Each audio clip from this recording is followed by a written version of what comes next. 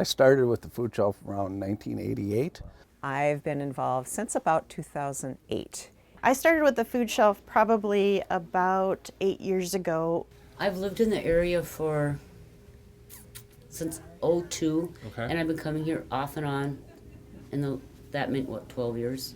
The Centennial Community Food Shelf has a long history of serving those in need. What started as a single individual delivering food to the homes of families in need has grown to an organization that serves hundreds of families every month and purchases thousands of pounds of food to meet demand. This growing community organization is no longer run by just one individual, but by a large group of volunteers. When we started, we were a small group. Now we're a large group. I want to say we're probably 150 volunteers, maybe, in that range. And from top to bottom, there's no paid staff. We're complete, all volunteer run. Back in the 80s, when the newly formed food shelf was coming up with a name, they felt that it was important to have the word community in whatever name they chose. The food shelf is a community endeavor. It is truly neighbors helping neighbors.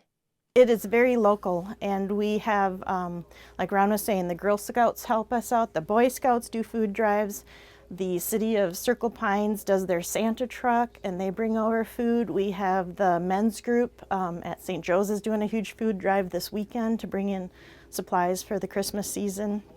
And it's all the area churches and all the local civic organizations. About a year ago, the food shelf had reached a point where it could no longer operate in its current location. This led them to the city of Circle Pines, who had space open in the basement of City Hall. I go to church at Our Savior's Lutheran Church in Circle Pines. That's where the food shelf used to be. So I was kind of aware that the food shelf is outgrowing their ability over there, and they kind of needed that space for other programming, for some of the youth programming. So I knew some of the people involved, and then at the same time, all of a sudden here comes the folks from the food shelf. We started having some conversations. It just seemed like a natural fit. It kind of does a community need. So you have your city hall in the upstairs, and in the lower level then you have your food shelf, so it's worked out perfect. We were able to get this approximately 2,000 square feet. Where we were in before, a room about this size was the max we had, which was about a 10 by 20 square foot room. Mayor Bartholomew sees partnerships between government and nonprofit service organizations as a way for a city to help meet the needs of its residents while not putting the burden on taxpayers. If there is not a Centennial food shelf like this, who feeds folks? And the answer is pretty soon they will be coming to the government. And we know that people don't like a lot of taxes. We know they like to keep government kind of in a somewhat smaller box. And so what we do is we partner. We partner with nonprofits. And this is, like I say, it's a perfect example of a city where its residents have needs. There maybe aren't really appropriate or really perfect fit for city dollars and tax dollars. You'd like to find some partners. In the end, you reach out, here's a food shelf, all kinds of connections with the churches in the community, do their own fundraising, do all their own work, bring in their own folks, do wonderful, tremendous service to all of our residents. The volunteers range in age from high school students to senior citizens. They are all committed to serving those in need. Pat has taken on the role of hospitality angel and knows that each family has a different story that has led them to the food shelf door. People are coming in for a variety of reasons. You know, they're in a position where they just need a little extra help. Whether it's because of unemployment or health issues, and everybody's story is different. And everyone is always very appreciative. And, you know, and sometimes they just need a little, you know, someone to talk to or hug or, and we try to provide that as well and try to provide a very welcoming atmosphere. Kippy is one client that the volunteers have been able to develop a relationship with over the last decade. There was a time in her life that Kippy never thought she would need a food shelf, but now she calls the Centennial Community Food Shelf a real blessing.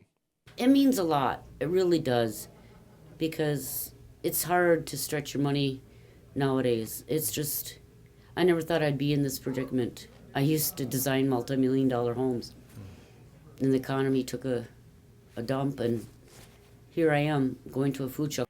There are several ways for you to come alongside the Centennial Community Food Shelf. Of course, donations of cash or food are always welcome. Financial needs are what keep us going, or the financial donations, just like Thrivent gave us a nice check today, and all those things that come in during the year allows us to buy food at about 12 cents a pound through Second Harvest, and we get a variety of things.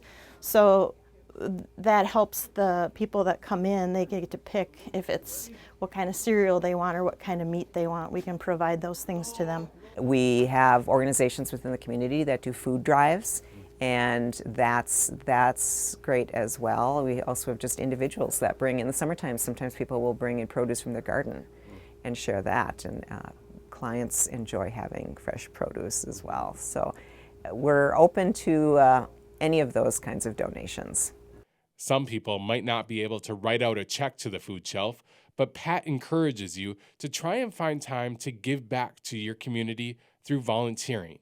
It's not a huge commitment for a volunteer to come, and it's very flexible as far as how often you would like to work. We do have church groups, as Ron had said. We've got different church groups. It's an ecumenical kind of thing, which is wonderful because we have churches from all over the community of all different denominations coming with groups of volunteers. And it's just a way to kind of give back to the community a little bit. And like I said, it's not a huge commitment time-wise. It can be kind of as much as you want it to be. The volunteers and the clients all agree that serving your neighbors is a rewarding experience for all of those involved. Over time, it's been kind of a passion of mine, and it's something I really believe in. I really like helping people, and I see a lot of goodness that happens here. And there's a lot of rewards in seeing people that are getting what they need. To get it out there, people need help. People need that have. When I had money, I helped. But I don't have the money right now. But if people that have money that can help, or even just volunteering to help out at the food shelf, they need workers too. And you give back to the community. You'll get it back tenfold someday. For North Metro TV News, Ben Hayle reporting.